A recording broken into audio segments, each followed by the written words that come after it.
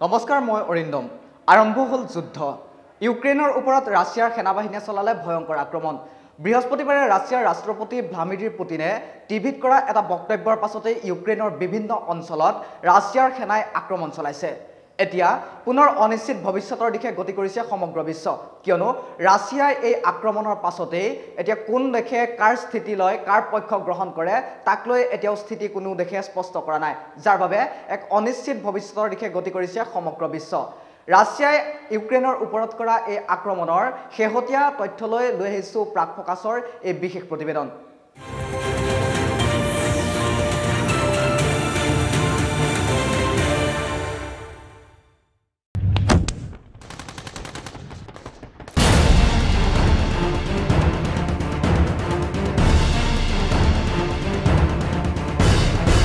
যুদ্ধৰ আৰম্ভণি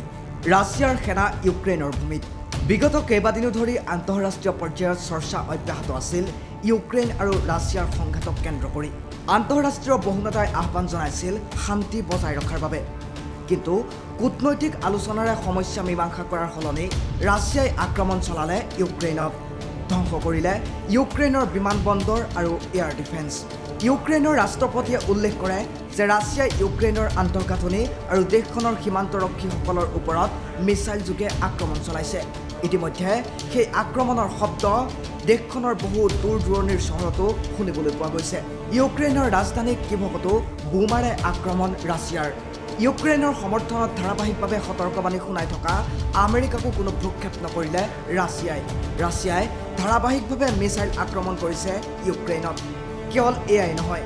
ইউক্ৰেইনৰ বেংকত চাইবাৰ আক্ৰমণ কৰি বৃহৎ ক্ষতি সাধন কৰিছে ৰাছিয়াই আনফালে চীনৰ বিদেশ মন্ত্ৰালয়েও জাৰি কৰিছে বিবৃতি ইউক্ৰেইনত থকা চীনা নাগৰিকক সাৱধান কৰি দিছে চীনা চৰকাৰৰ ফালৰ পৰা আনফালে ইউক্ৰেইনস্থিত চীনা দূতাবাসক সজাগ কৰি দিছে দেশখনৰ চৰকাৰে ইউক্ৰেইনত থকা ভাৰতীয় নাগৰিকসকলক স্বদেশলৈ ঘূৰি আহিবলৈ আহ্বান জনাইছিল ভাৰত চৰকাৰে কিন্তু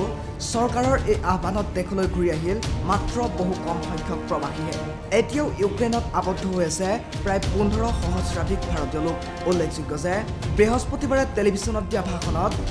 ৰাছিয়াৰ ৰাষ্ট্ৰপতি ভ্লাদিমিৰ পুটিনে আক্ৰমণৰ কথা ঘোষণা কৰিছিল তেওঁ কয় যে ৰাছিয়া আৰু ইউক্ৰেইনৰ বাহিনীৰ মাজত সংঘৰ্ষ হোৱাটো অনিবাৰ্য লগতে পুটিনে কয় যে বিশেষ সামৰিক পদক্ষেপটো ইউক্ৰেইনৰ সৈন্য মুক্তকৰণ আৰু অৱনমিতকৰণৰ লক্ষ্যৰে কৰা হৈছিল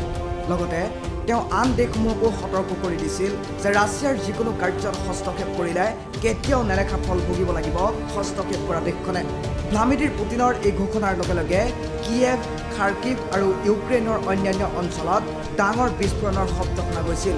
পুটিনৰ এই ঘোষণাই পুনৰ মুকলি কৰিলে বিশ্বযুদ্ধৰ আন এটা বাট news desk report Prag digital